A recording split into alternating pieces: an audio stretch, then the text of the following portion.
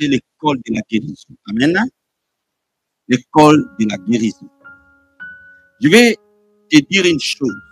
Parce que tu peux toujours lire un peu ici, je vais te dire une chose, que la guérison divine a des principes, a des règles, et si tu les comprends, si tu le crois, et si tu l'exécutes, la puissance de Dieu va être relâchée, il y aura une guérison. Amen. Si simplement tu le comprends d'abord, tu le crois, et tu le mets en action, ça va libérer la puissance de Dieu, et les guérisons vont s'opérer. Mais le fondement réel de la guérison, amen, c'est la croix. On ne peut pas parler de la guérison sans la croix. Et quand on parle de la croix, on parle d'un don de Dieu. Personne n'a obligé Jésus à aller à la croix. Personne n'a mérité la croix. Mais Jésus nous a donné cela comme un don gratuit.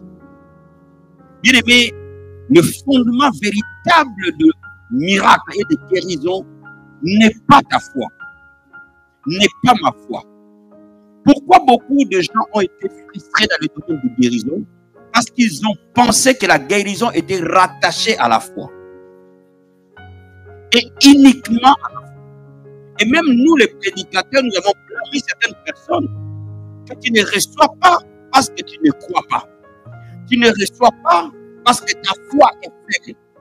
Non. La guérison est fondée sur un don gratuit de Dieu. Tu peux me saisir cet après-midi. Nous sommes sauvés gratuitement. Dieu nous a donné le salut gratuitement. Mais ce que je vais t'expliquer, c'est que à la croix de Golgotha, quand tu lis correctement les deux passages de la Bible, qui parlent explicitement de la croix, Ésaïe, et Jésus n'arrive, et Pierre qui a parlé de la croix après que Jésus soit sur la terre. Amen. Donc Ésaïe, à la croix, il avait prophétisé déjà que l'agneau de Dieu viendra. Il portera nos péchés et nos iniquités. Première chose. Amen. Il ne portera pas que nos péchés et nos iniquités. Il portera aussi nos douleurs. Il portera aussi nos souffrances. Il portera aussi nos maladies. Généralement, l'erreur que nous commettons, c'est de ne penser qu'à la croix, Jésus n'a porté que nos péchés et nos iniquités. Bien, mais je vais te dire une chose. Le prophète Ésaïe l'a appelé comme agneau parce que son sang était donné en rémission du péché. Bien aimé, le péché, il n'était même pas encore réalisé parce que nous n'étions pas encore nés. Mais Jésus avait déjà payé les prix. C'est pour cela que le prophète Ésaïe parle d'une action progressive. Il dit par ces meurtrissures, nous sommes guéris. Cela veut dire quoi? Cela veut dire que l'action de guérison est continuelle. Parce qu'il prophétisait sur les temps qui vont arriver. Est-ce que vous me comprenez? Est-ce que vous me saisissez? Donc, il prophétisait, Jésus est venu donner la provision. C'est pour cela que l'apôtre Paul écrit à toutes les églises, dans toutes les épîtres de l'apôtre Paul. Il parle, l'apôtre Paul et frère Timothée, au sein de Philippe, au sein de Colosse, au sein de Thessalonique, au sein. Amen. Il appelle ça des pécheurs comme toi et moi. Pourquoi il les appelle saints? Parce que le prix de la sainteté était déjà payé. Je vais te dire une chose. Le salut est un don gratuit pour quiconque l'accepte. Tu peux me donner là. Si tu es là ce soir, c'est parce que tu as à un moment donné accepté le prix de la croix pour le salut. Quiconque accepte le cadeau de Dieu pour le salut de son âme sera sauvé. Alléluia. Alléluia. Mon ami, tu n'as pas fait de gymnastique pour cela. Tu n'as pas suivi pour cela. Tu as accepté et confessé. Il a accepté qu'il est mort à la croix pour toi. Parce que quand il était mort, ni toi ni moi, nous n'étions pas là. Nous ne l'avons pas vu. Mais nous croyons qu'il est mort pour nous. Nous avons accepté ce que nous n'avons pas vu. Nous n'avons pas accepté ce que nous avons juste entendu. Un homme est venu, est mort il y a cela 2000 ans à la croix de Golgotha. Et nous avons juste accepté ça. Et cela nous a rendu capables de devenir enfants de Dieu. Cela a libéré la puissance du salut qui était disponible afin que nous soyons sauvés.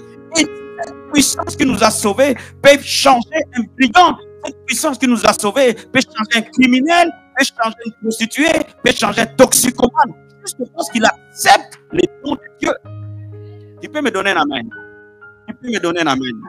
Tu peux me donner un amen.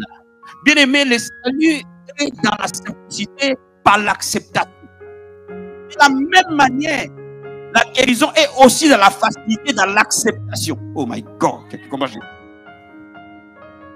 je vais te dire une chose. De la même manière, tu as accepté le salut. Je vais poser la question à tout le monde dans cette salle. Qui sait qu'il est sauvé? Toutes les mains seront levées. À 80% des cas. N'est-ce pas? Pourquoi? Parce que vous avez accepté que vous êtes sauvé. Vous avez accepté que si Jésus revient aujourd'hui, vous serez enlevé. Est-ce que vous avez vu l'enlèvement? Non.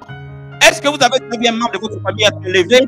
Non. Mais comment vous savez que vous serez enlevé? Parce que vous le croyez. Tu peux me donner un amen? Oh, donne-moi un amen. Donne-moi un amen. Donc laisse-moi te dire, les mêmes processus par lesquels nous sommes sauvés, c'est les mêmes processus par lesquels nous sommes guéris. La même facilité par laquelle nous acceptons le salut, nous acceptons la guérison de la même facilité, nous verrons la guérison se manifester.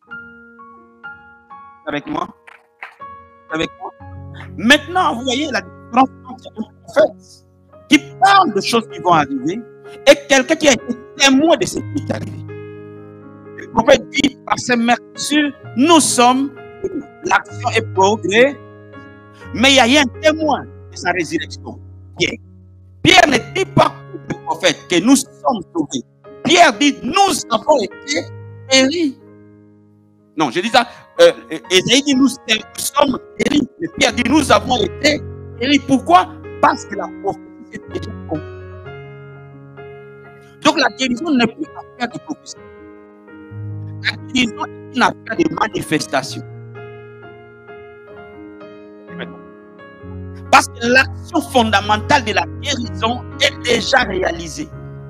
C'est pour cela que Pierre pouvait dire que je suis guéri. Alléluia. Je dis à quelqu'un, mon ami, qui n'a plus besoin de cibler la guérison.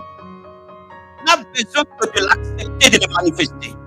Parce que l'action et le fondement de ta guérison a été faite.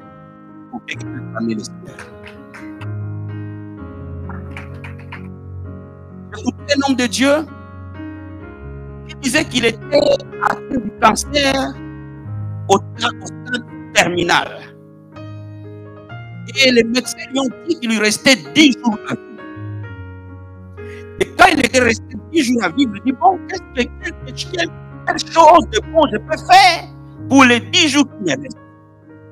Il a dit, je pense la meilleure chose que je puisse faire, c'est de lire la Bible. Donc, dans son lit d'hôpital, il a commencé à lire la Bible. Il dit, peut-être que je vais mourir en lisant ma Bible, et j'ai parti. Et il a commencé à lire, il voulait commencer à lire dans les évangiles. J'ai commencé à lire. Donc, j'ai m'arrêté. Il a commencé à lire, à lire.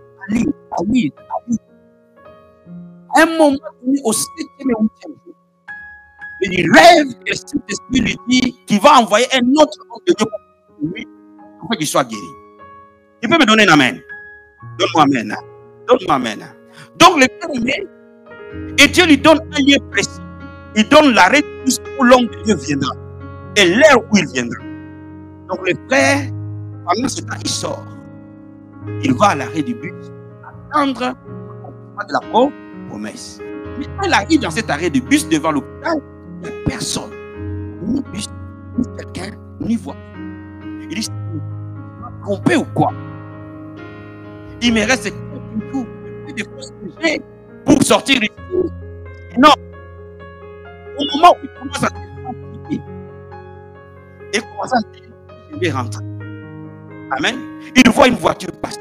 Il dit, la voiture passe. La voiture venue dit, c'est l'homme de Dieu que Dieu a envoyé. Il voit que la voiture passe. Mais quelques mètres plus loin, la voiture s'arrête. La voiture fait demi-tour, la voiture revient jusque là où il était. Et on lui pose la question, est-ce que vous, le pasteur, c'est moi. Et Dieu m'a parlé que je devrais prier pour toi aujourd'hui. Il y a un problème de cancer au stade terminal, plus que moi. Il dit voilà, je ne veux pas m'imposer le pain sur toi, mais je t'ai dit, Pierre a dit dans 1 Pierre 2, verset 24, par ces merveilleux, tu as été guéri. Pasteur, crois-tu à cela? Il dit oui, je le crois. Est-ce que tu crois à cela? Oui, je le crois. Alors tu es guéri. Retourne à l'hôpital, tu es guéri. Il peut me donner la main. Vous avec moi? Mais le pasteur dit, cette fois-ci, quand je l'ai entendu différemment, mes yeux se sont ouverts. Et oui, je suis guéri. Je regarde plutôt aux symptômes, mais je suis guéri. J'ai été sauvé comment? Parce que je l'ai accepté. Je suis guéri comment? Parce que je l'accepte. Je l'accepte maintenant. Il retourne à l'hôpital et il dit au médecin, moi je suis guéri. Le médecin dit, je suis guéri. Débranchez-moi vos affaires. Amen, amen. Il commence à s'approprier de ce qu'il croit. Il a dit une semaine plus tard, tous les symptômes de cancer ont disparu. Tu peux me donner la main. Tu peux me donner la main là. Une semaine plus tard, tous les symptômes de cancer ont disparu. Mon ami, tout le monde n'a pas la même foi, aussi audacieuse. Mais la vérité, c'est que tout le monde peut recevoir la guérison par la foi. Est-ce que tu es avec moi? Donc, je suis en train de te dire quelque chose. Ta guérison n'est pas spéciale. Donne-moi la main. Ta guérison est un don. Est-ce que tu es prêt à recevoir cette guérison?